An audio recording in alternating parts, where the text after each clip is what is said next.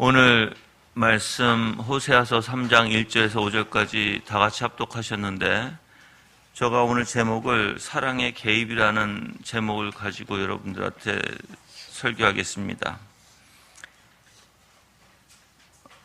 오늘 이 내용을 보면 사실 이스라엘의 그 배신에도 불구하고 여호와 하나님께서 이스라엘에 대한 그 사랑을 선언하는 것부터 시작합니다. 그래서 배은망덕한 이스라엘을 향한 여호와의 사랑의 그 상징으로서 호세아의 그 아내죠, 음부 고멜에 대한 사랑과 용서를 설명하고 있고 또 명령하고 있습니다. 마지막으로 이제 4절에서 5절까지는 이스라엘의 심판, 멸망 이후에 회개와 은총의 회복을 하나님께서 선언해 주고 있는 내용입니다. 그래서 오늘 여러분들이 분명히 하나님께서 여러분들을 얼마나 사랑하고 계신지 아마 거기에 초점을 많이 두실 것 같아요. 그렇지만 제가 항상 얘기하지만 저 설교를 통해서 여러분들이 하나님이 어떤 분이신가를 조금 더 구체적으로 좀 더 알았으면 좋겠어요. 내용의 교훈을 듣기보다는 하나님이 어떤 분이신가를 들으시기를 주님의 이름으로 기도합니다. 자, 사실 이 3장에서는요, 이 부정한 아내를 사실 용서하라고 합니다. 그래서 하나님께서 호세아 선지자의 그 개인적인 삶을 통해서 이 부정한 백성, 이스라엘 백성에 대한 사랑을 묘사하고 있죠. 근데 이제 여호와 하나님께서 호세아를 향해서 그래서 고멜이에요. 그 음부 부인 그 고멜을 사랑하고 용서하라고 이제 명령을 주어집니다. 1절에서부터 1절을 읽어보면 여호와께서 내게 말씀하셨다. 이스라엘 자손이 다른 신을 따르며 건포도 빵을 사랑하더라도 여호와가 그들을 사랑한 것처럼 너는 다시 가서 다른 사람의 사랑을 받아 가늠한 여자를 사랑하여라 하심으로, 그래서 명령하신 것을 우리가 볼 수 있죠. 근데 그것도 끝나지 않고 하나님께서는 이렇게 정말 하나님 앞에 죄를 범하고 정말 하나님 앞에 몹쓸 짓을 한 이스라엘을 하나님께 어떻게 보면은 징계하신 후에, 그래서 이제 이스라엘이 멸망했어요. 분명히 하나님께서 그들을 다시 회개시켜 주시고자 하는 그 은혜가 이제 4절과 5절에도 이제 나오게 됩니다. 자, 그러면 여러분들이 이렇게 하나님께서 과연 오늘 사실 1절부터 5절까지 이제 여러분이 쭉 들으시면서 하나님께서 얼마나 우리를 사랑하고 계시고 일방적인 구원의 역사가 이루어지는지 한번 보시기를 바라요. 왜 그러냐면 지금 1절에서도 고멜과 상관이 없습니다, 여러분들. 여러분이 생각해 보시길 바라요. 고멜은 다른 데 가서 다른 사람의 사랑을 받아 가늠한 여자를 이라고 표현해요. 고멜이란 여자는 호세아를 떠나서 다른 남자와 가늠하고 있어요. 그 사람의 사랑을 받고 있어요. 이 여인이 당연히 그 사람을 사랑하고 그 사람의 마음이 있으니까 그걸 갖겠죠. 그렇죠? 근데 하나님은 그 상관없이 무조건 그 여인을 데려와라는 거예요. 무조건. 그래서 여러분이 보면 일방적으로 하나님께서 호세아를 시켜서 그 고멜을 데리고 와야 하는 입장이 있다는 것을 여러분 꼭 생각하시길 바랍니다. 물론 여러분들, 하나님께서는 우리는 스스로 우리가 죄를 범했어요. 우리는 스스로 그 죄값을 물지 못합니다. 우리 스스로 할 수가 없다는 것이에요. 그 죄값을. 그래서 우리는 죄의 권세 아래 묶였고 죄 아래서 신음하고 있고, 그래서 여러분이 죄가 얼마나 무서운지 알아야 돼요. 저는 여러분들이 죄를 너무나 우습게 생각하지 않았으면 좋겠어요. 이 세상이 가만히 보세요, 여러분들. 모든 게 그러니까는 우리가 어떻게 보면은 내 삶의 어려움 또는 내 삶의 이 고통, 이 모든 것이 다 죄로부터 시작된다는 것을 여러분이 한번 생각해 보세요. 만약에 우리가 이기적이도 아니고 우리의 욕심을 내지도 않고 서로가 서로를 사랑하면 오히려 내 것을 주고자 하는 삶을 산다고 생각해 보세요. 전쟁도 없을 것이고 도둑질도 없을 것이고 경쟁도 없을 것이에요, 여러분들. 근데 반대로 이 세상은 온통 자기 자신을 위한 삶을 살아가는 세상이에요. 그게 자기 중심이라고 얘기하죠. 자기 중심이 때로는 가족 안에서도 마찬가지예요, 여러분들. 가족끼리 있지만 부부와 남편 또는 자식이 있지만 자기 중심으로 살아갈 때 부모님 말씀 안 듣고 남편이 부인 말 같이 논하지도 않고 상의하지도 않고 또는 부인이 남편 말을 무시할 때 어떤 일이 생기나요? 자기 주장을 하게 돼 있고 자기 기준에 서게 돼 있고 자기 중심으로 뚜렷해질 수밖에 없어요. 그러면 그럴수록 어떻게 될까요? 우리는 더 불행해지는 거예요, 여러분들. 그 안에는 뭐가 있을 수밖에 없어요. 논쟁이 있을 수밖에 없고 싸움이 있을 수밖에 없어요, 그 안에는. 왜? 다 각자가 자기의 뜻을 펼치고자 하니까. 기독교는 안 그래요, 여러분들. 그리스도인들은 그러지 않아요. 내 뜻을 펼치지 않습니다. 죄라는 것이 얼마나 우리가 그래서 여러분이 생각할 때 이렇게 생각했으면 좋겠어요. 내가 죄를 지었다 이런 표현 그렇게 표현하지 마시고 내가 도대체 무엇에 사로잡혀 있나 한번 보세요. 왜? 내가 사로잡혀 있는 것을 우리는 생각할 것이고 우리는 그걸 욕심을 낼 것이고 우리는 그걸 행하려고 할 것이에요. 그럼 내가 도대체 무엇에 사로잡혀 있었나 볼게요. 내 사상과 내 생각에 내 모든 마음이 무엇에 사로잡혀 있나 보시면 될 거예요. 그걸 그대로 우리는 하고 있어요. 어떤 사람들은 야망과 어떤 사람은 돈에 어떤 사람은 부귀영화에 다 사로잡혀 있어요. 그럼 거기에 사로잡혀 있으면 그 사람은 그걸 할 수밖에 없어요, 여러분들. 근데 그 죄는요, 여러분들을 파멸로 몰고 가요. 많은 사람들은 돈이 있으면 행복하다고 생각하죠. 아니에요, 여러분들. 우리 인간이 참 희한합니다. 이런 말 들어봤죠. 우리가 부자들에게 물어보는 거예요. 부자들은 항상 이렇게 얘기해요. 자기가 부자일지라도 이상하게 자기 마음에, 자기 영혼에 채워짐이 없어요. 그래서 무엇인가 더 채우려고 하는 거예요. 인간은 영적으로 만들어진 존재예요. 영적으로 만들어진 존재는 영으로밖에 채울 수가 없는 것입니다. 근데 이 영으로밖에 채워질 수 없는 인간이 뭐로 채우려고 하는 거예요, 지금? 이 세상 것으로 채우려고 해요. 있을 수가 없어요, 여러분. 절대 못 채워요. 그래서 공허함이라는 게 있는 거예요. 부자들에게 공허함이 없을까요, 여러분들? 있어요. 당연히 있어요, 여러분들. 그래서 그 공허함을 달래기 위해서 뭘 합니까, 사람들은? 여러 가지 자기가 원하는 걸 사게 되고 자기가 원하는 것을 얻게 되고 자기가 원하는 것을 가지려고 하는 것이죠. 그 공허함 때문에. 또는 사춘기 때 공허함이 있으면 어떡합니까? 외로움으로 나타나요. 외로움으로 나타날 때 어떻게 합니까? 술을 먹게 되고 나이트클럽을 가게 되고 친구들과 어울리게 돼요, 여러분들. 공허함 때문에 다 시작이 되는 거예요. 물론 세상에 나가서 흥미롭고 세상에 나가서 새로운 문화를 접하게 되고 당연히 그런 일일 수 있어요. 그런데 거기에 빠져드는 것, 즉 그것을 하지 않으면 내가 집에 와서 우두커니 앉아있으면 무엇인가 허전하고 무엇인가 없는 것 같고, 그러니까 또 친구를 찾게 되고 또 나가서 또 행동하게 돼요. 제가 다 해본 거기 때문에 여러분들한테 말씀드리는 거예요, 여러분들. 근데 이 커서도 문제가 결혼한다고 여러분들 공허함이 없을 것 같아요. 있어요, 이제.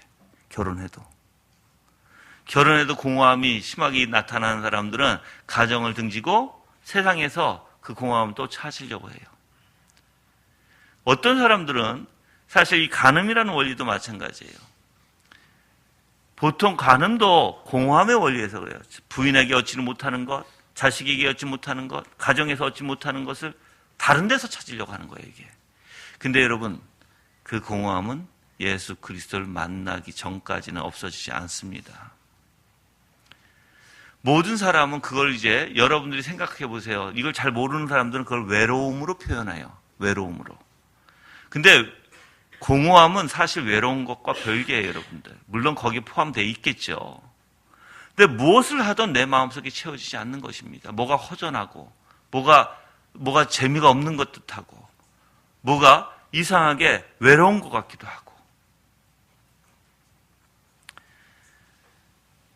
이렇게 죄의 권세 아래 신음하고 있는 인류, 모든 사람이 죄의 권세 아래 신음하고 있고, 그들은 자기의 나름대로의 그 죄의 권세로 인해서 사로잡혀서 이제 자기의 방법으로 그 모든 외로움과 어떤 잘못된 것과 또한 문제를 자기 혼자 해결하려고 하는 거예요.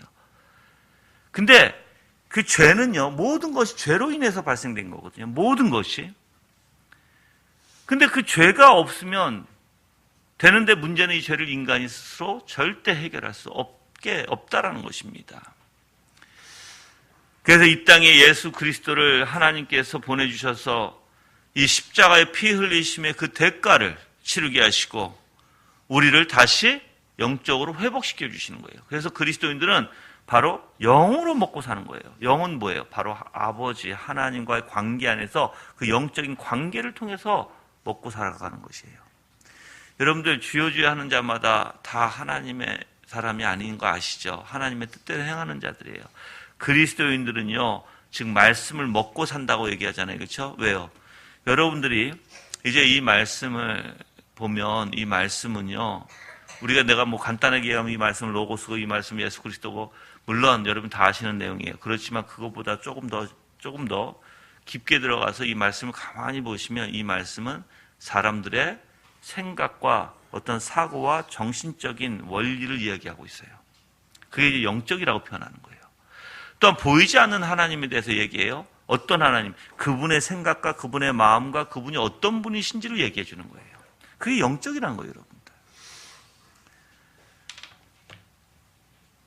그래서 하나님께서는 당연히 이렇게 죄인들에게 빠져나올 수 없는, 스스로 범죄에서 빠져나올 수 없어서 그 죄의 권세 아래 갇힌 자들을 회복시키기를 기뻐하십니다.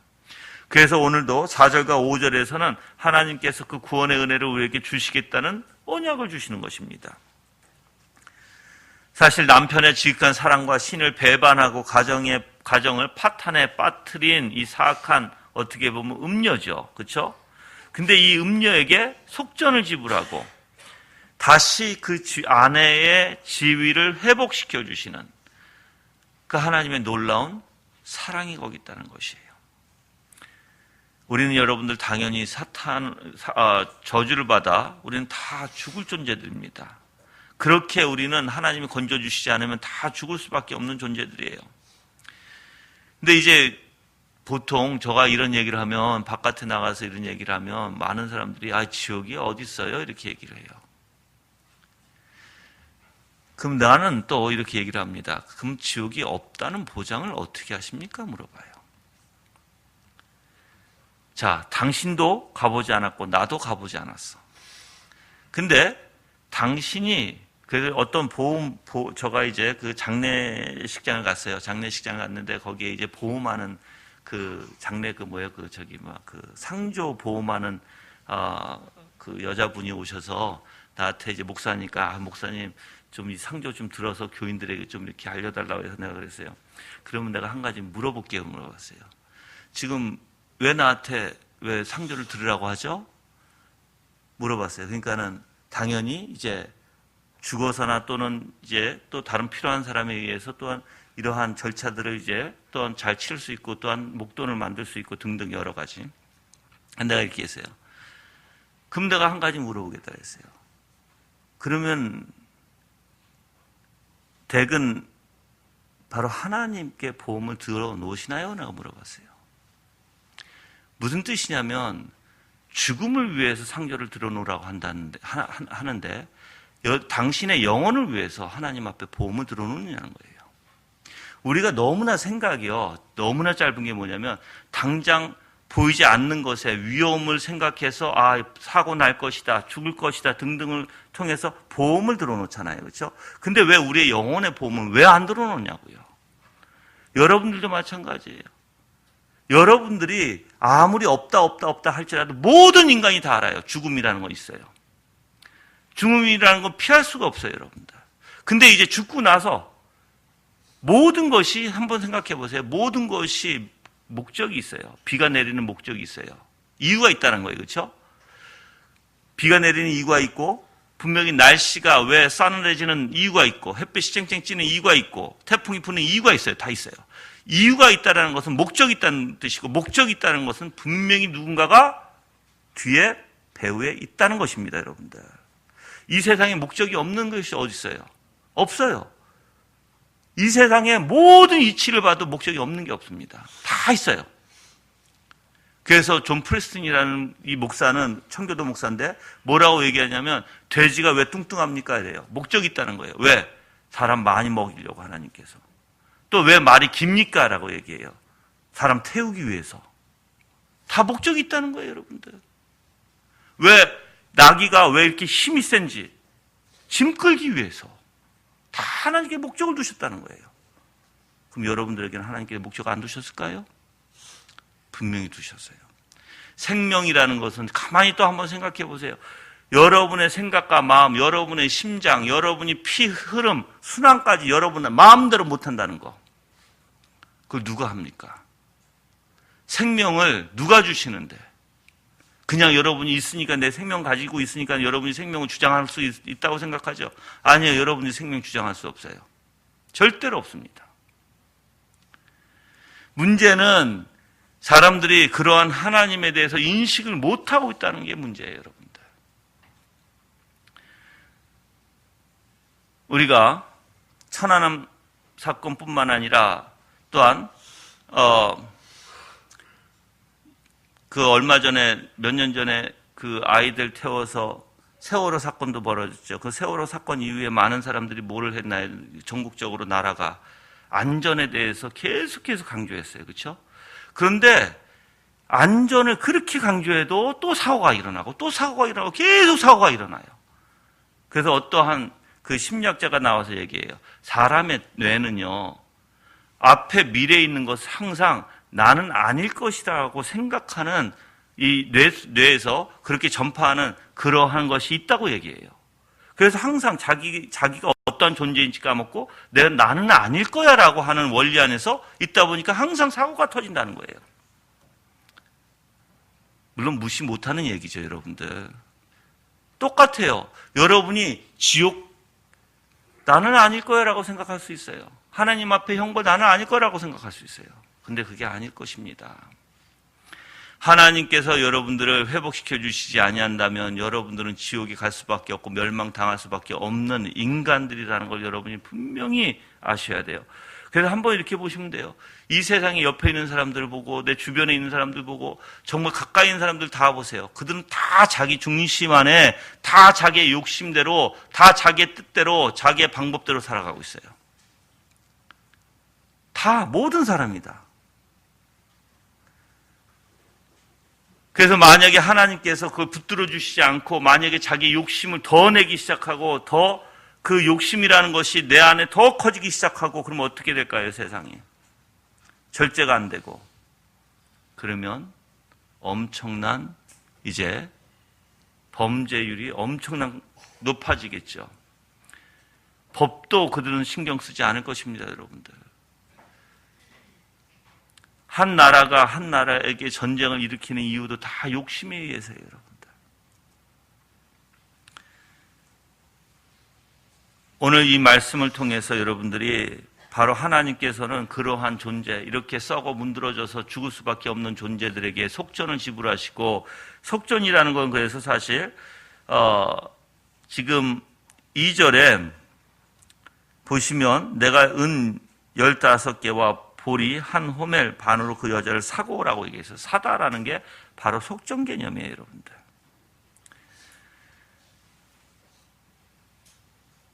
그 하나님께서는 그렇게 놀라운 사랑으로 이스라엘 백성들을 다시 불러주시고 속전을 통해서, 근데 여기서 한 가지 참 물론 이제 제가 나중에도 좀 더 구체적으로 얘기하겠지만 희한한 게 여기서 왜 돈을 지불할까요? 이제 돈을 지불하는 이유가 있어요. 고멜이라는 이 여자는 남편에게 도망가서 다른 남자와 사랑에 빠졌지만 어떻게 보면 이 여자가 노예로 전락됐다고 보통 사람들은 생각하고 있어요. 그래서 그 노예로부터 이제 그 노예로 전락돼서 그 노예로부터 사와야 되니까 속전이 필요하다는 것이에요. 그래서 딱 여기서 은 30결례예요. 은 30. 은 30이라는 것은 사실 예수 그리스도 가룟 유다가 받은 금액이기도 하고 구약에서 노예를 살 때 딱 필요한 돈이에요. 그게 정해져 있어요, 여러분들. 자, 그럼 여기서 뭘 얘기할까요? 우리도 죄의 노예거든요, 여러분들. 죄의 노예로부터 사기 위해서는 뭐가 필요해요? 속전이라는 게 필요하다는 거예요, 속전. 근데 저는 여러분들이 좀 이렇게 좀 생각해 봤으면 좋겠어요. 하나님께서 우리를 그냥 용서해, 그게 아니라 하나님께서는 용서해 주시기 위해 거기에 대한 대가를 치러야 되셨다고요. 그 대가가 누구예요? 바로 되치르신 게 바로 예수 그리스도예요. 그렇게 사랑하는 아들인 예수 그리스도를 이 땅에 보내주셔서 그 대가로 우리를, 그 핏값으로 우리를 사신 것이거든요. 여러분이 오늘 이 말씀을 통해서 먼저 1절에서는 여러분들이 생각해야 되는 게 뭐냐면, 하나님께서는 분명히 호세아에게 죄인의 그 각성과 복귀를 위해서 또한 교훈의 교훈의 훈계의 훈계를 거듭하는 일이 필요하다는 것입니다. 그래서 가서 뭐 해라? 가서, 지금 너는 다시 가서요. 다시 가서 다른 사람의 사랑을 받아 가늠한 여자를 사랑하여라 라고 얘기해요. 하나님께서는 여러분들 삶 속에 한 번 개입하시고 많은 하나님이 아니라 계속해서 교훈의 교훈을, 훈계의 훈계를, 개입의 개입을 하시는 하나님이세요, 여러분들. 그게 하나님의 사랑이라는 것이에요. 죄를 졌다고 해서 그가 악에 빠졌다고 해서 가만히 두는 하나님이 아니세요. 만약에 하나님이 우리를 가만뒀으면 우리는 여기에 있지도 않았을 것이고. 근데 그들이, 자, 이제 1절서부터 조금 더 구체적으로 설명하면서 제가 설명해 드릴게요. 다른 신을 따라요. 그렇죠? 근데 건포도 빵을 사랑하더라도 얘기해요. 여러분들이 건포도 빵을 사랑한다는 것은 다른 것이 아니라 지금 그들의, 어떻게 보면은 그들이 하나님을 배반하는, 또는 하나님에게 엄청난 죄를 짓는, 즉 이스라엘 백성들이요, 이방 신에게 희생제사를 드리면서 그 앞에서 먹었던 빵이에요. 그래서 하나님께 감사제를 드리고 음식을 먹는 것은요, 여호와 하나님께 그 음식을 주셨음을 고백하고 그 하나님과 교제를 나누는 건데, 이것을 우상 숭배 앞에서 했다는 것이에요. 그러면 이들은 누굴 인정했다는 거예요? 바로 우상을 인정했고 우상과 관계가 있다는 뜻이에요, 여러분들. 이 건포도 빵을 먹었다는 것은.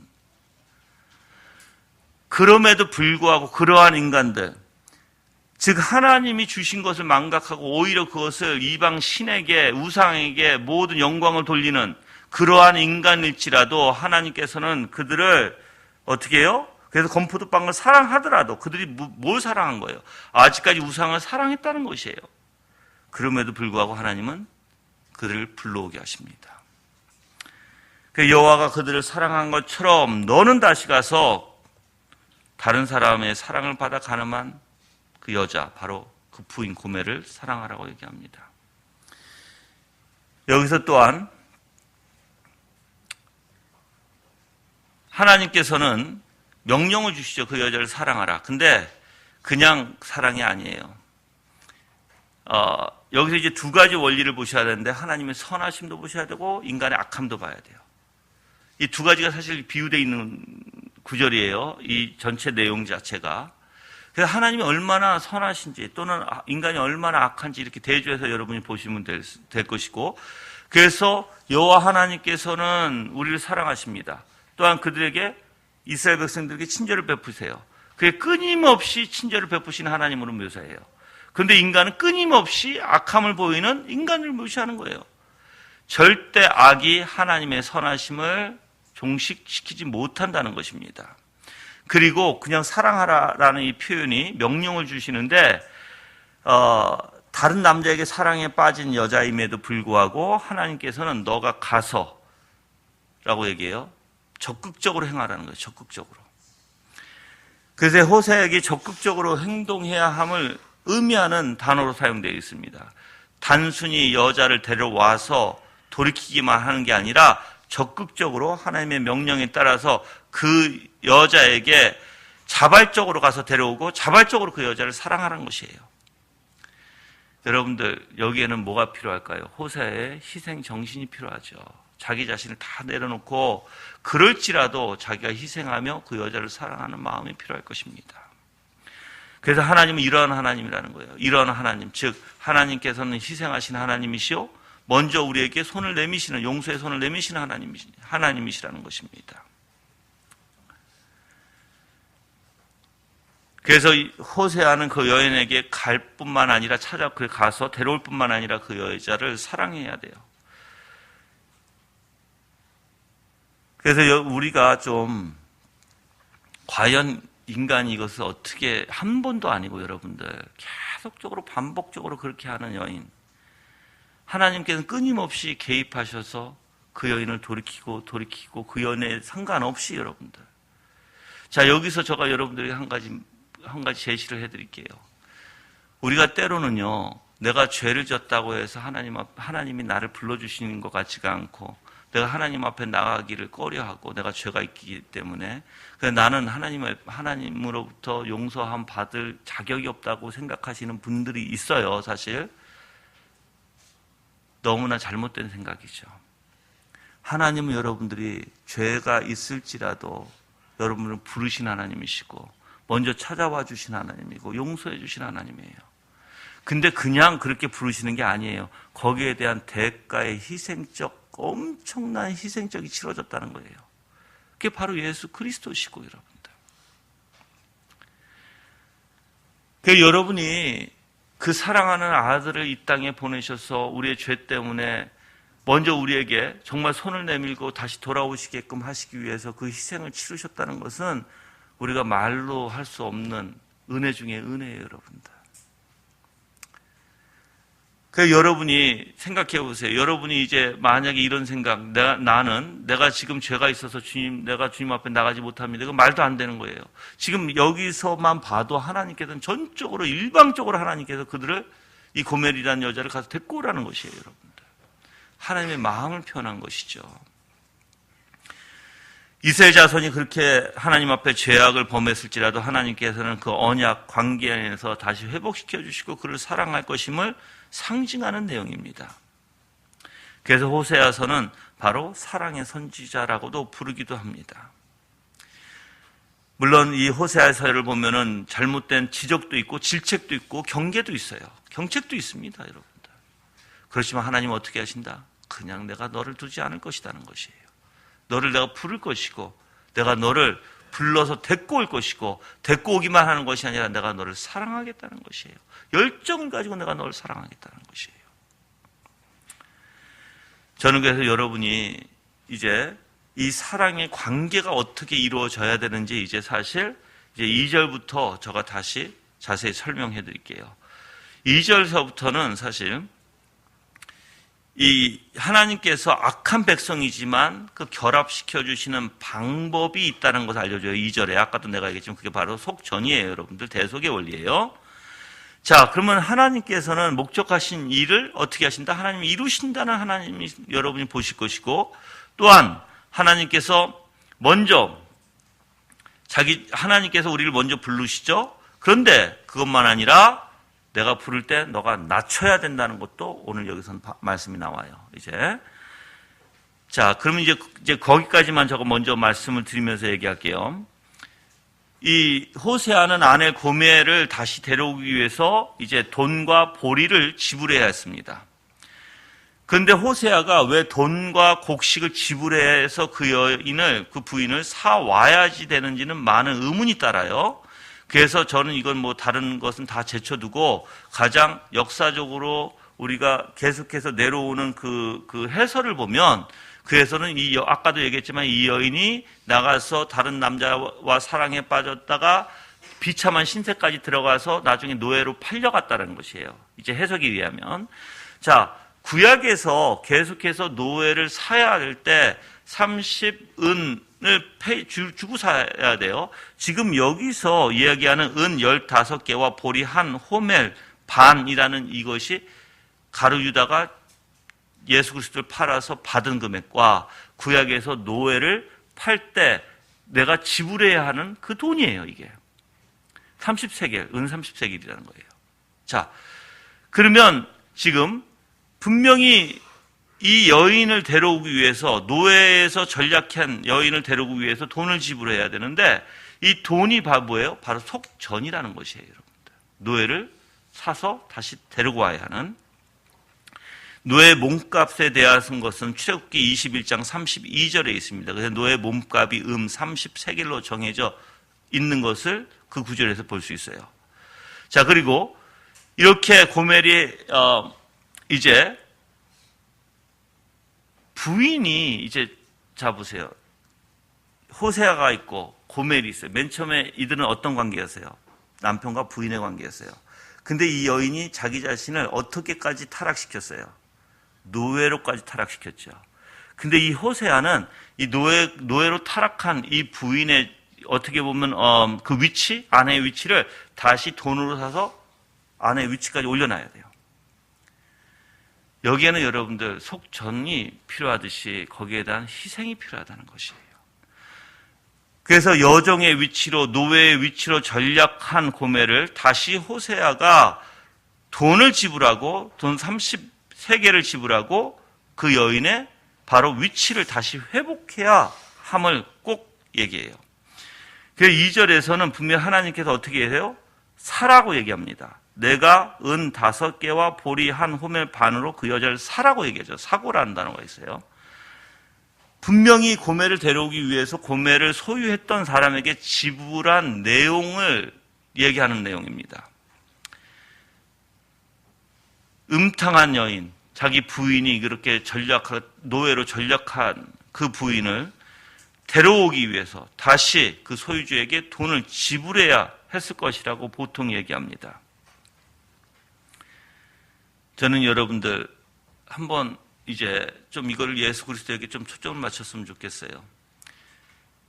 예수 그리스도께서 우리가 죄의 노예로 팔려가고 우리가 하나님의 맨 처음에 아들들이었거든요. 근데 죄의 사탄의 노예로 죄의 노예로 팔려간 우리를 다시 그 노예로부터 건져 오려면 바로 여러분들 그 노예로부터 건져 오려면 지불해야 할 돈이 있다라는 거예요. 근데 여러분들 지불을 누구에게 해요? 사탄에게 하는 게 아니에요. 그거 오해하면 큰일 나요.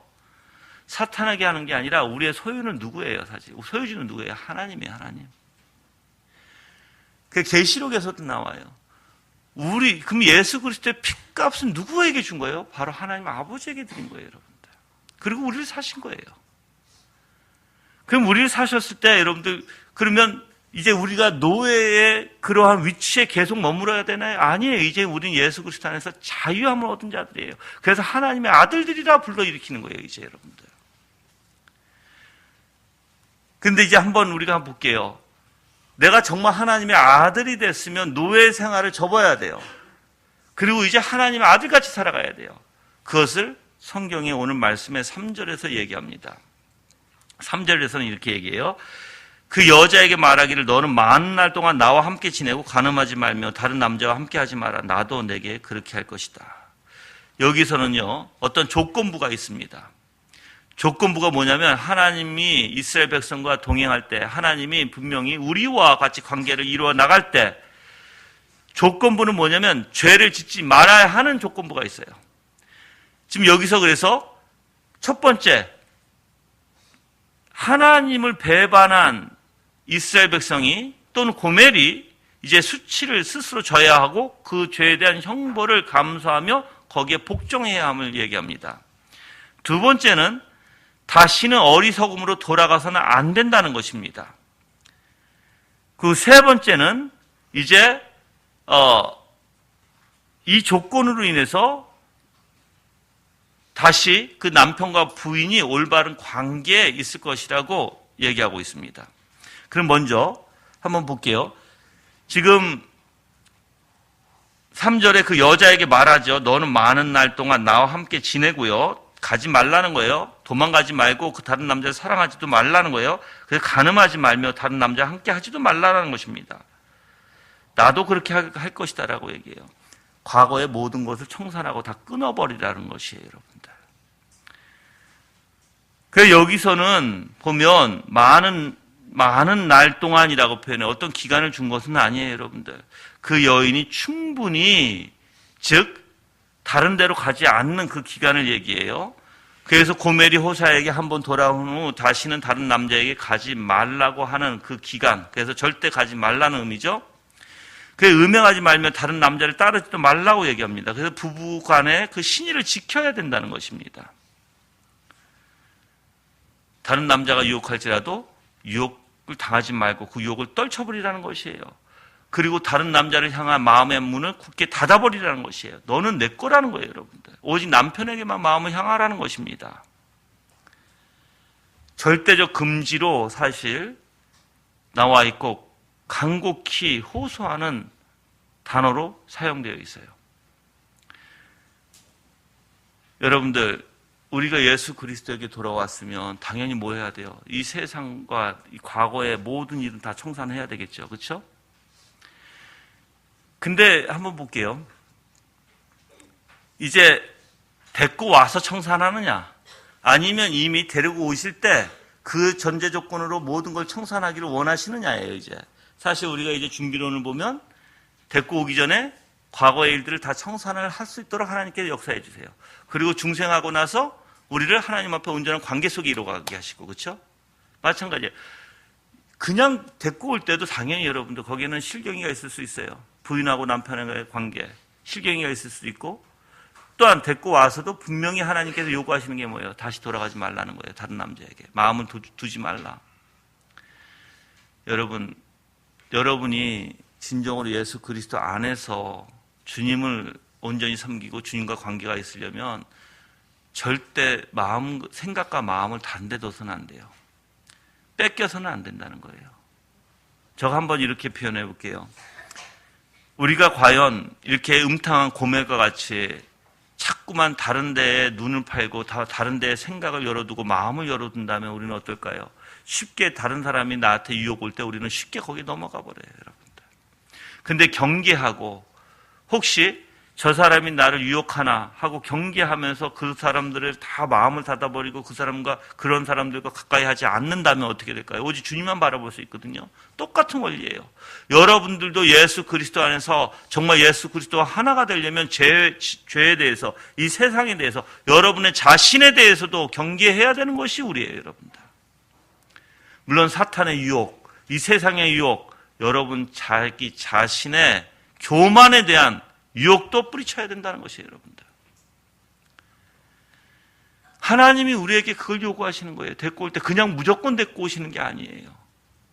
가지 말 것을 요구하는 것이에요, 여러분들. 근데 이제 잡아요. 하나님이 우리만 그렇게 요구하는 게 아니라 이제 호세아가 이렇게 얘기하죠. 나도 내게 그래 할 것이다 라고 얘기해요. 물론 이 부분에서는 많은 이게 해설이 있어요. 많은 해설이 있는데, 사실 호세아는 고멜의 음탕한 이제 관습을 완전히 고치기 위해서 그녀가 고멜이 집에 돌아왔는데도 남자인 호세아 자신과 성적 관계를 맺지 못하도록 규제했다라고 어떤 사실 카일이라는 독일 신학자거든요. 카일이 얘기해요. 또한 스튜어드라는 신학자는 그녀의 회복을 위함이었기 때문에 호세아가 그녀를 훈련시키는 차원에서 다른 남자는 물론 자신과도 성적 접촉을 하지 못하도록 금했다고 주장합니다.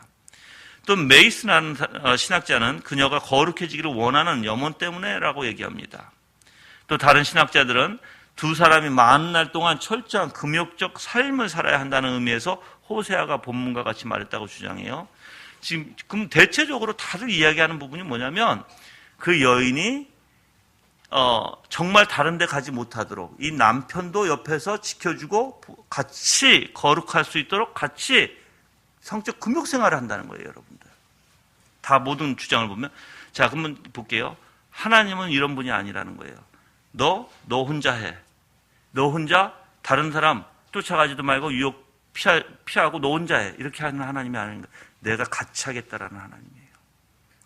그래서 지금 호세아가 지금 여기서 나도 그렇게 하겠다.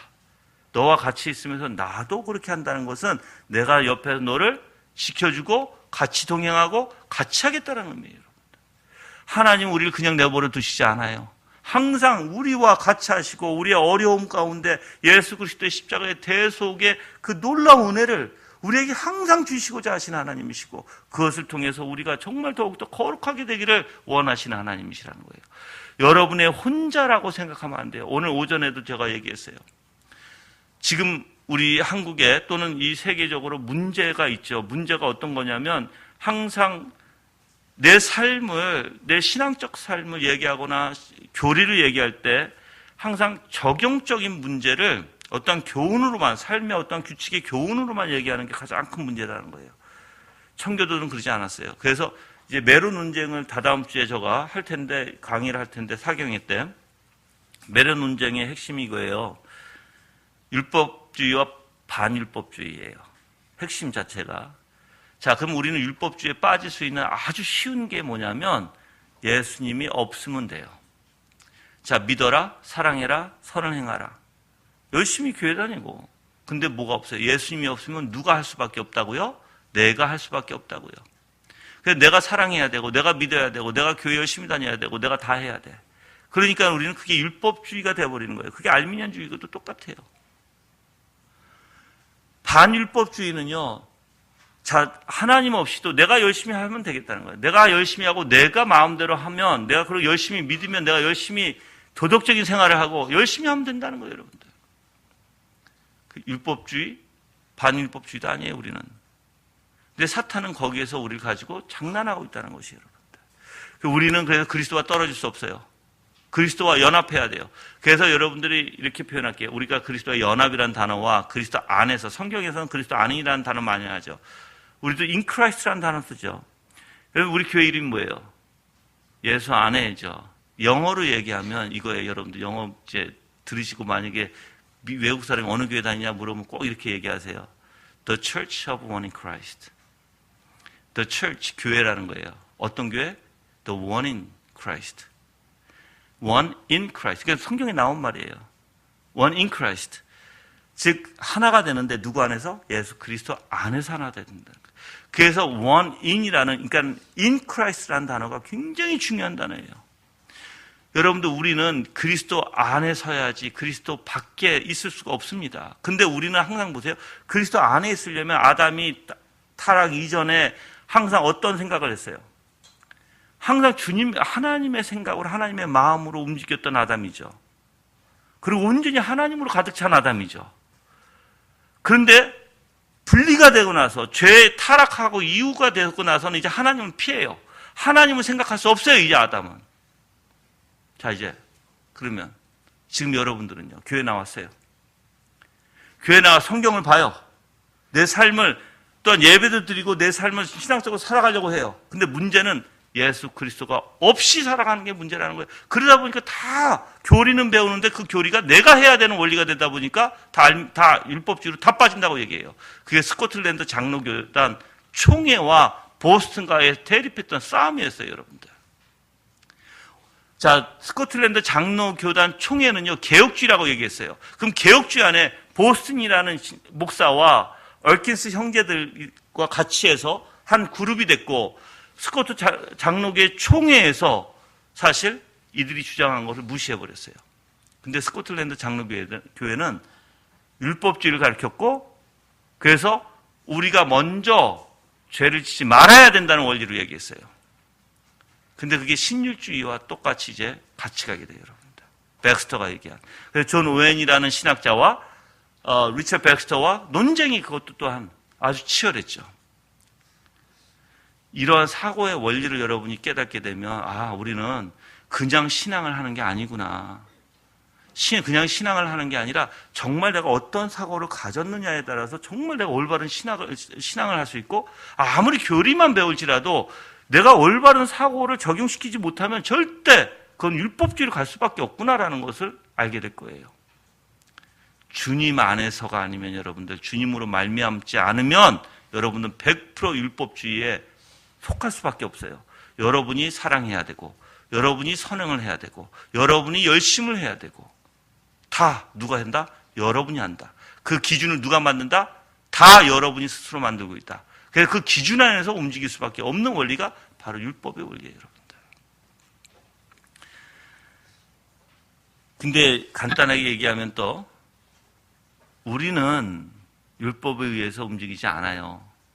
은혜의 원리 안에서 움직이죠. 그래서 예수 그리스도 안에라는 뜻이 뭔지 아세요, 여러분들?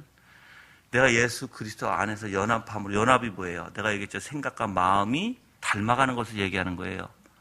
생각과 마음이 닮아가고 그분을 쫓아가고 그래서 그분이 생각이 참 옳다라고 우리가 인정하게 되고 말씀을 통해서 그 하나님의 아름다운 마음을 깨닫게 되고 그래서 내가 그 아름다움에 도취되고 그 아름다움에 사랑에 그 마음의 사랑에 빠지게 되고 이 세상이 줄 수 없는 이 세상이 우리에게 보여줄 수 없는 사랑이 바로 예수 그리스도의 사랑이니까 하나님의 사랑이니까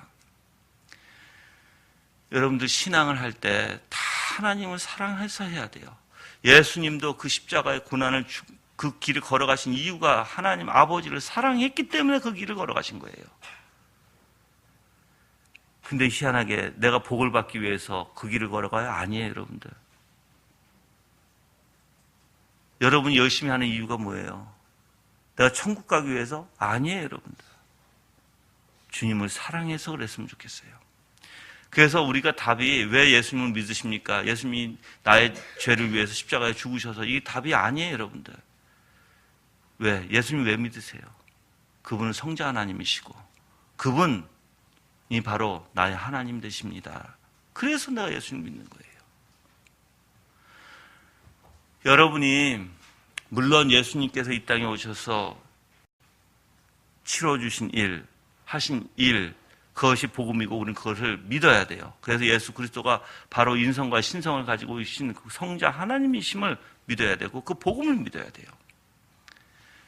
근데 여러분이 예수님을 사랑하는 원리가 바로 십자가에서 죽으셔서 그건 잘못된 것이라는 거예요. 여러분. 언제든지 변할 수 있는 게 바로 그 답이에요. 이제 또한 우리가 4절에서 이제 보면요. 이는 이스라엘 자손이 많은 날 동안 왕도 없고 지도자도 없고 제사도 없고 우상도 없고 에봇과 드라빔도 없이 지내다가 사실 모든 명예와 기쁨과 제사 모든 걸 다 박탈당했다는 얘기예요. 포로로 끌려갔다는 얘기겠죠. 과부처럼 오랫동안 그러한 삶을 살았습니다. 자, 일반적인 정부도 없었어요. 그러니까 왕이 없고 정치의 원리가 없었어요. 군주도 없었어요. 물론 그들에게 있었던 건 압제하는 군주, 압제하는 왕밖에 없었어요. 그들을 보호하거나 또한 그들을 위해 전투를 하거나 그들을 위해 공의를 행하거나 또한 안정과 복리를 돌봐주는 왕도 없었다는 것입니다. 또한 예배가 없었다는 것이 있는데 그래서 우리가 4절에 보면 지도자도 없고 왕도 없고 지도자도 없고가 같이 묶을 수 있고요. 제사도 없고 우상도 없어요. 이게 이제 하나로 묶을 수 있습니다. 그리고 또한 에봇과 드라빔도 없다라는 것을 이렇게 세 개로 묶을 수 있어요. 그래서 이스라엘과 왕, 지도자, 제사, 우상, 그리고 에봇, 드라빔 이렇게 묶을 수 있습니다. 참된 예배든 거짓된 예배든 어떠한 공적인 예배를 지낼 수가 없었다는 것입니다. 사실 70인역에서는 이 부분을 제물이나 제단도 갖지 못했다고 얘기합니다. 그 에봇과 드라빔도 마찬가지예요. 합법적 제사직도 없었고 하나님의 그러니까는 계시도 없었고 물어볼 수도 없었고 신탁도 없었다는 것입니다. 그래서 모두가 암흑 중에 지낼 수밖에 없었다는 것입니다. 자, 이제 여러분들 하나님께서 여러분들에게 그 예배를 박탈해 가면 어떨까요? 제가 예배에 대해서 조금 말씀드릴게요. 왜냐하면 여러분들이 예배에 대해서 너무나 잘못 알고 있기 때문에 제가 좀 말씀을 드리는데 여러분이 올바른 예배, 하나님이 받으시는 예배를 드렸다고 어떻게 알 수 있는지 아세요? 올바로 여러분이 예배를 드리게 되면 예배 기준 아시죠? 다시 한번 간단하게 얘기하면 예배는 중보자 되시는 예수 그리스도를 믿는 믿음에서 드려져야 돼요. 그러면 중보자 되시는 예수님께서 한 주 동안 나를 어떻게 인도해 주시고 중보자로서 어떠한 역할을 하시고 어떠한 그게 위대하심이 무엇인지 내가 이제 쭉 생각해야 되는 것이고 그 기쁨과 그 은혜에 감사함에 여러분들이 이제 예배에 참여해야 되는데 그 생각과 그 마음을 가지고 이제 예배에 참여했을 때 하나님께서 여러분들에게 받으시는 예배는요, 분명히 말씀을 통해서 여러분들에게 무엇인가 깨닫게 해주세요. 내가 깨달음이라는 단어를 그냥 이성적으로 이해하다는 단어가 아니에요. 깨닫게 해주실 때 야다 또는 기네스코라는 단어죠. 내 안에서 그 깨달음이 있을 때는 일치가 됩니다. 뭐하고 일치가 돼요? 내가 깨달은 그 하나님의 영광과 나와 일치가 되게 돼 있어요. 그래서 내 안에 그 조명이라는 하나님의 놀라운 영광이라는 것이 빛이 나게 돼 있고, 내가 그것을 받아들이게 돼 있고, 그리고 내가 그것을 너무나 아름답게 생각하게 돼 있고, 그래서 그것이 바로 내가 되는 거예요, 이제. 그러면 여러분이 참된 예배는 지금 예배 드렸다 끝나는 게 아니라, 예배 드리고 나서 하나님께서 기뻐히 받으신 사람들에게 그 말씀을 그들의 안에 심겨주실 것이고 영광으로 드러낼 것이고, 여러분들은 깨달은 말씀 가지고 일주일 동안 그대로 살아가요. 일주일뿐만 아니라 인생에 이제 그게 나의 말씀이 되는 거예요, 이제. 근데 여러분들 백날 예배에 참석하는데 깨달음도 없고 그 말씀이 정말 내가 되는 것도 없어. 그냥 앉았다 가고 와서 듣고 가고, 물론 이것도 중요해요. 왜? 그러다가 보면 하나님이 주실 때가 있겠죠. 그렇죠? 근데 여러분들 받으시려는 마음이 있어야 된다. 받으시려는 마음. 그래서 이제 사실 여러분이 이제 5절에도 그 이야기가 나와요. 하나님이 회복시켜 줄 때 이들이 어떻게 되는가? 많은 날 동안, 우리 4절에서 많은 날 동안 어떻게 보면 하나님과의 관계적도 없고 모든 걸 다 잃어버립니다. 하나님께서 세우신 그 이스라엘의 나라, 통치란 나라, 이것도 다 없어지게 돼요. 그래서 왕과 지도자 또 사실 어떻게 보면 없어요. 자기를 통치하고 다스리는 자들도 없어요. 보호해주는 자도 없어요. 또한 제사와 우상, 이 우상이라는 단어는요, 사실 어떻게 보면 이제 우상을 드릴 때 어떤 기둥을 세워놓는다고 얘기해요. 그래서 이제 보통 우리가 이제 뭐 아세라 목상 뭐 이렇게 표현하죠. 그게 기둥이라고 얘기해요. 그런 기둥을 둘 때 이제 표현하는 이제 우상인데, 주상이라고도 표현해요, 여러분들. 지금 그런 것도 못 세운다는 거예요. 아무것도 제사라는 건 제사 지낼 수 없고. 에봇과 드라빔, 이것은 당연히 하나님의 뜻을 묻는 것입니다. 근데 옛날에는 이걸 어떻게 해서 사용했어요? 자기의 욕심을 채우기 위한 용도로 사용되기도 했어요, 사사기에서는. 하나님은 그들에게 뭘 주신다? 암흑세계를 주신다. 어떤 것도 하지 못하게 하신다. 그게 포로 생활이었다는 것이에요. 그게 포로, 잡혀갔을 때. 근데 하나님께는 거기서부터 어떻게 하신다? 이제 5절에 그 후에 회복시켜 주시는 원리예요. 이스라엘 자손이 돌아와 여호와 그들의 하나님과 그들의 왕 다윗을 구하며 마지막 날에는 여호와를 경외하고 그분의 선하심으로 나올 것이다. 자, 이제 여러분들 고멜을 어떻게 회복시켜 주시는 거죠? 회복시켜 주시는데 다시 아내로 맞아들이고 지위를 내 아내로 이제 성립시키실 것이고, 이제 그 아내가 아름답게 하나님께서 이제 치장해 주실 거라는 거예요. 우리는 다 누구의 신부예요? 그리스도의 신부예요. 그리스도의 신부가 어때야 돼요? 아름다워야 돼요, 여러분들. 아멘? 근데 한 가지 물어볼게요. 내 생각과 내 마음이 아름답나요? 항상 하나님 앞에 내 생각과 내 마음이 아름답게 하나님의 말씀에 근거해서 하나님이 기뻐하시는 생각과 마음을 가지려고 부단히 노력하시나요? 문제는 뭐냐면 우리는 하나님의 신부라고, 그리스도의 신부라고 얘기는 하지만 정말 우리가 오늘 이 고멜에 대해서 배웠듯이 고멜과 같이 내 생각과 내 마음은 항상 다른 데가 있고 항상 우상을 섬기고 있고 세상을 섬기고 있고 완전 하나님이 보시기에 더럽고 추접한 것으로 가득 차 있는, 근데도 우리는 그 찾지도 않아. 하나님은 아름다움을 찾지도 않고 아름다움이 뭔지도 우리가 생각지도 않는다면 어떻게 될까요? 뭐가 반대예요, 여러분들. 그 은혜 받은 사람들이 5절에 나와요. 회복시켜 주실 때 하나님이 어떻게 역사하신지가 나와요. 자, 봐요. 지금 그 후에 자손들이 돌아온다는 건 회개하다는 뜻이에요. 회개하는데 돌아와서 여호와 그들의 하나님과 그들의 왕 다윗을 구하며라고 되어 있어요, 여러분들. 찾기 시작한다는 거예요. 그래서 우상을 버리고 하나님이 정말 원하시는 뜻대로, 그래서 그러니까 다윗 왕을 구한다는 것은 즉 하나님을 발견하려고 하고 그 은총을 얻으려고 하고 구하고 찾고 두드리는 자. 여러분, 그런 사람이 된다는 거예요, 여러분들. 한번 그럼 볼게요. 내가 정말 회복받았다면 열심히 내 안에서 찾아야 돼요. 찾지 않으면 내가 이제 갈급증이 나야 돼요, 여러분들. 이거는 구체적으로 성경에 나오는 보편된 이야기예요, 여러분들. 모든 사람이 제요 마태복음 5장에서도 뭐예요? 산상수훈에서도 여러분들이 분명히 죄에 대해서 회개하고 돌아오는 자, 가난한 심령이 있는 자, 애통하고 정말 눈물을 흘린 자, 그들이 뭐예요? 의에 줄이고 목마르다고 얘기하죠. 그래서 여러분이 정말 하나님을 찾는 자가 된다는 거예요. 근데 여러분이 희한하게 하나님을 찾지도 않고 그냥 냉랭하고 그냥 조금 찾다가 말고 그건 좀 비정상이에요. 만약 여러분 상태를 알면 여러분이 내가 왜 이렇게 하나님을 찾지 못하고 있는가 또 아셔야 돼. 저는 왜 사람들이 하나님을 찾지 못하냐면요. 그 아름다움을 보지 못해서 그래요. 하나님의 놀라운 영광을 보지 못하고 말씀을 통해서 정말 그 맛을 봐야 되고 느껴야 되는데 그래서 그 하나님의 위대하심을 찾아야 되고 하는데 우리는 그것을 실행하지 못합니다. 그러다 보니까 광맥도 못 찾게 되고 광맥을 찾아서 뚫고 들어가는 그래서 금은보화를 찾아내는데도 우리는 못해요. 근데 금은보화를 한번 맛본 사람들은요. 계속해서 그걸 맛보기 원하는 거거든요.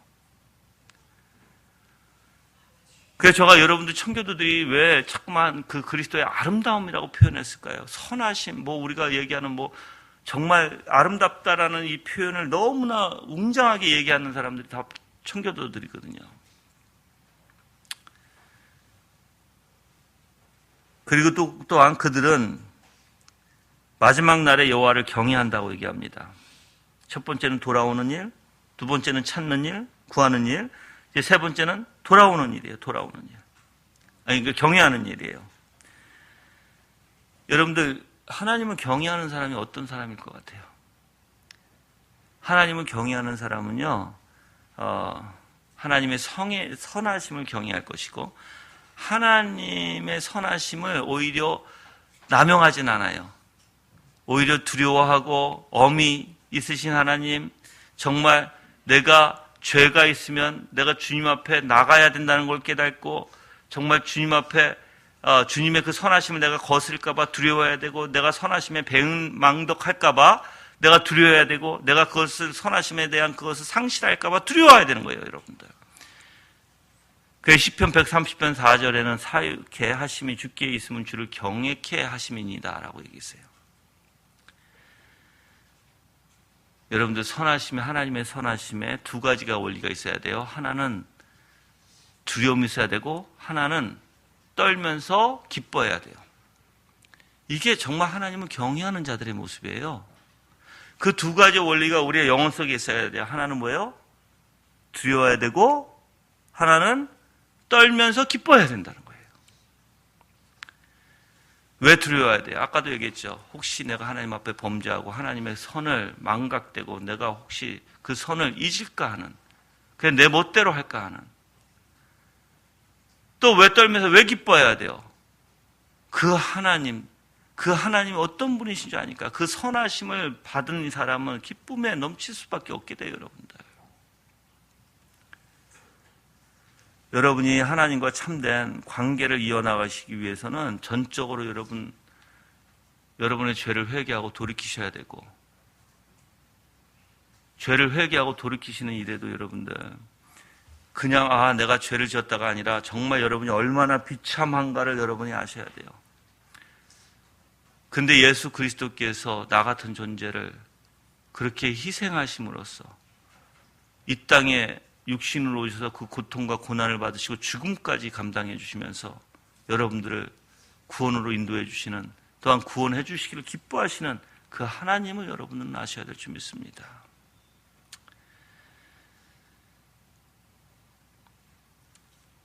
만약에 우리가 회개했다 하면서 이렇게 하나님을 찾는 일이 없다면, 구하는 일이 없다면 뭐가 회개에 대해서 문제가 생긴 거예요.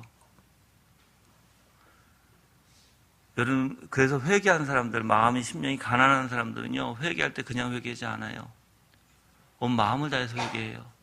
저는 한 가지 좀 이렇게 표현 좀 했으면 좋겠어요.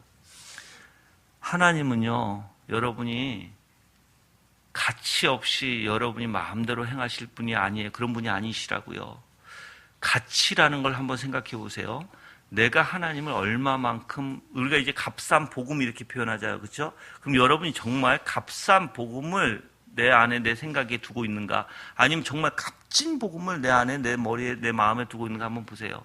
값싼 복음은요, 소홀히 하겠죠. 값싼 복음은 마음에 두지도 않을 것입니다. 근데 반대로 정말 값진, 우리가 살 수 없는 너무너무 값진 복음은 내 안에서 어떻게 될까요? 온 힘을 다할 거예요.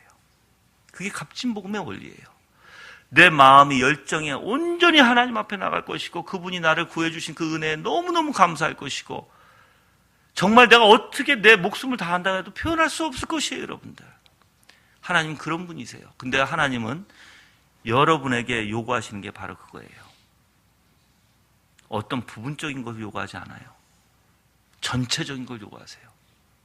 물론 이 땅에서 우리가 다 드릴 수는 없어요. 그래서 예수 그리스도께서 대신 다 이루신 것이고, 그렇지만 하나님께서는 여러분의 그 동기를, 마음을, 중심을 보신다는 것이에요, 여러분들. 많은 사람들이 오해를 하고 있어요. 정말 내가 동기가 무엇일까? 내가 살아갈 때 정말 내 동기가 하나님의 사랑과 그 은혜에 감사함으로 일어나는 그 은혜일까?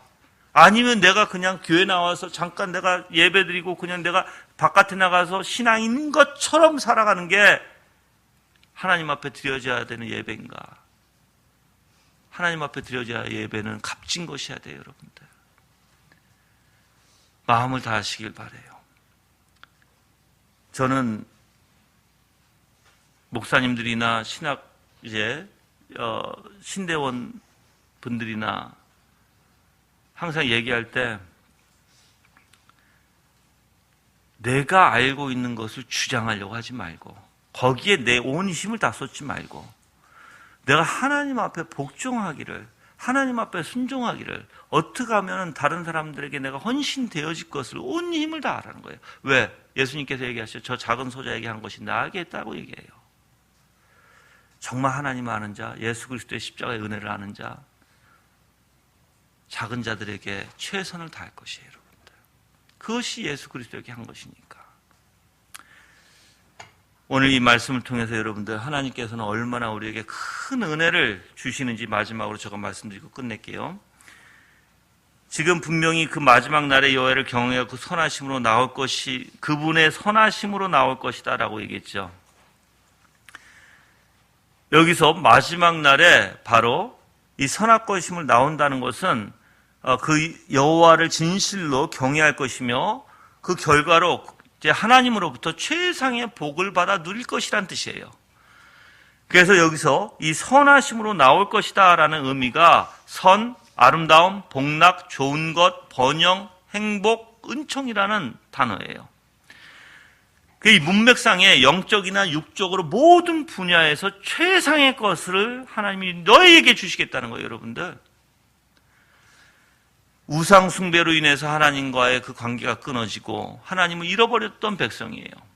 하지만 하나님께서는 그들이 돌아올 때, 돌아오는 것도 그들이 알아서 돌아오는 게 아니라 하나님께서 그를 불러서 고매를 잡아서 호세아가 그를 데리고 왔듯이 하나님의 놀라운 은혜 가운데 여러분이 부르심을 받을 것이고, 부르심 안에 여러분이 회개로 돌아온다면 이제 하나님께서 어떻게 하신다? 절대적으로 여러분들에게 가장 큰 복, 가장 아름다운 복, 가장 최상의 복을 주시겠다는 것이에요. 그것을 누리게 하며 하겠다는 것입니다. 그 여러분이 과연 좋은 게 뭘까요, 여러분들? 여러분의 생각에 가장 좋은 게 뭘까요? 한번 생각해 보세요. 내가 나에게 가장 좋은 게 뭘까? 가장 나한테 값진 게 뭘까?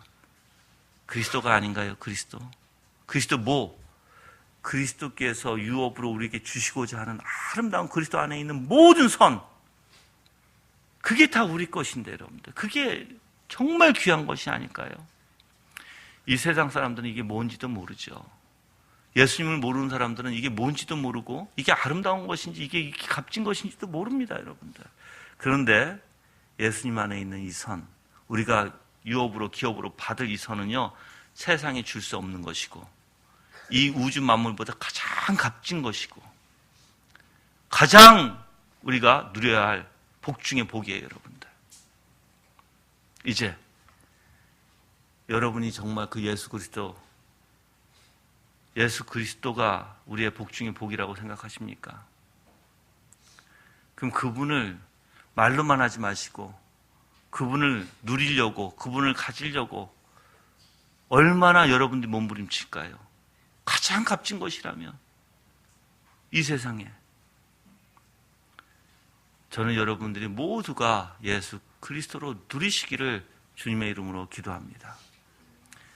다 같이 합심으로 기도하시는데 오직 주님의 말씀을 신뢰하고 찬양할 수 있는 신앙이 될 수 있도록, 그래서 온전히 주님을 경외하고 이렇게 하나님께서 복을 주시는 선하신 하나님을 여러분이 인정하고 깨닫고, 그래서 그 내가 돌아갈지 고백과 같이 내가 죄가 있을지라도 하나님 나를 가만두시지 아니하시고 개입해 주시는 그 하나님이심을 여러분이 묵상하면서 다 같이 기도하는 시간 갖겠습니다.